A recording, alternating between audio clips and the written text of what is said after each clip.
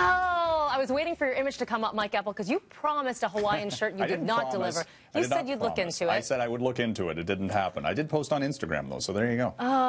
Okay, that's fine. I guess this is business version, Mike. Yes. And, of course, we're talking about the legalization of marijuana, recreational marijuana sales. And we were watching the TSX yesterday through the roof. Yeah, hit an all-time high of 16,420, if you can believe it, the 420 cannabis culture designation on the day that they announced the legalization of cannabis. And the Canadian cannabis producers were moving sharply higher yesterday, up for a fourth day. We've seen these stocks move, significant gains. In some cases, they've quadrupled over the past year. Canopy growth up more than 400%. Aurora Cannabis and Afria and some of the other big players, they're betting that this is going to be a multi-billion-dollar market, maybe as much as $7 billion as soon as next year, and growing maybe globally past that if it works here in Canada.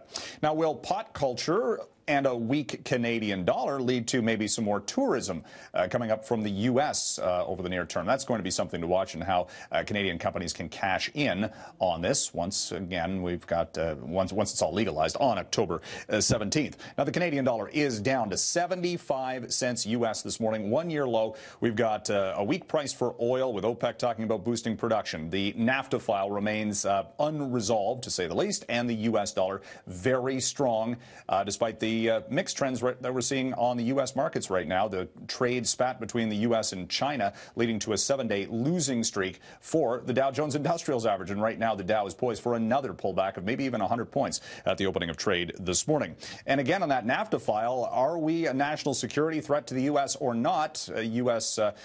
Trade Secretary Wilbur Ross yesterday saying in a Senate committee hearing that Canada is not a national security threat, and that was the whole reason why they slapped those tariffs on Canadian steel and aluminum imports, so maybe that'll change the direction on that. Plus, also admitted that the U.S. actually has a trade surplus against Canada. Go figure.